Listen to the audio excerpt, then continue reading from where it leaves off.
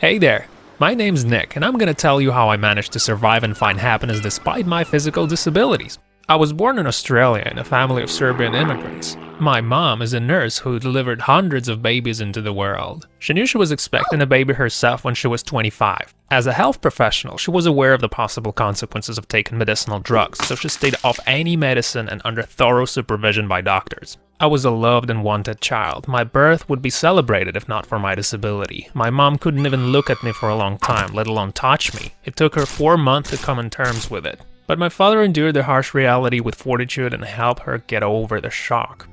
In the 90s, Australia passed the Disability Discrimination Act, which ruled that handicapped children should attend mainstream schools. You can imagine how my classmates treated me. Without arms or legs, I had to make the best out of my single deformed foot. After my toes were surgically separated, I could use it as a hand. I have to say, I didn't have any friends at all back then. No one to support me or stand up for me. "We don't want to be friends with you. You can't do anything. You're a nobody." These are the words I'd hear at school every day. The only people I had were my parents, who did their best to shelter me from the cruel world and teach me love and kindness. As I got older, I thought about my future, which appeared to be green and joyless. The first hints of depression caught up with me when I was 8, and at 10 I lost my will to live. I had no hope whatsoever. I'd been waiting for a miracle, for God to give me back my limbs and make me normal. But that didn't happen, and then I decided to fight my depression and learn to love myself. I found my calling in sharing my story and serving as an example for others. Our school janitor was the one who gave me this idea. He persuaded me to become a public speaker, starting with my own classmates. It took me 3 months, but I finally agreed to gather other kids and talk. I got very emotional, but it was good. My audience was fascinated. This inspired me to call other schools as well. Some refused, but the news of my performance spread around town and I began to receive invitations to speak at similar events. I learned to be persuasive. In 7th grade, I became the class perfect and I graduated from the university with a double major. Writing a book made me famous, and I get invited to new events every day now. I travel the world to help people believe in themselves and find their inner strength. Lives played a joke on me, so I joke about myself too.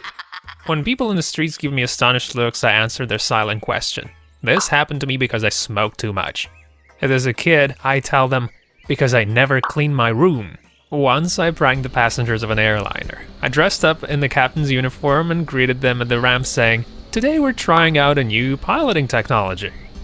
Imagine the fear and indignation on their faces. But that was quickly replaced by laughter, and then I gave a motivational talk on the flight. Humor helps me stop beating myself. I tried acting when they made a short film about myself, and unbelievable as it sounds, I can boast some sports achievements. Turns out there are no limits but those that we set for ourselves. I stopped limiting myself and learned skydiving, surfing, tennis, and swimming. I first realized I was a gifted public speaker when I spoke at my university. All the students were crying and applauding, and one girl walked up to the stage and hugged me. It was my duty now to help people with no arms and legs.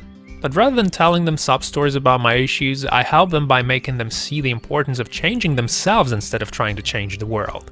Once I was given a talk in California when I saw a couple with a child who looked just like me. I asked them to come on stage. I could see the familiar pain and love in the child's parents. He put his only foot on top of mine. This was our handshake. I was overcome with a feeling of kinship and support. This child wasn't alone. He had someone to teach him confidence and happiness. Back when I was a kid, I despaired at the thought that I'd never be a husband or a father. But God blessed me with a miracle I had been waiting for. My dear Kanai. She gave me 2 sons and 2 lovely daughters. I banished my worries about them possibly inheriting my tetramilia. And God was on my side. He gave me healthy children.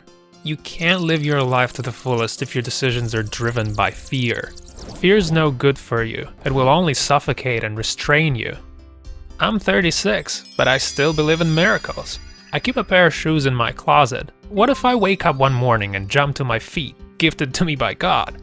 I don't lose hope for a miracle. And I'm not afraid to live the rest of my days the way I am, because I found my happiness, and I use whatever time I have to help others be better people. Do you guys want more episodes? Then press the like button, subscribe, and hit the bell. Want to see your own story? Then send them over to this email here.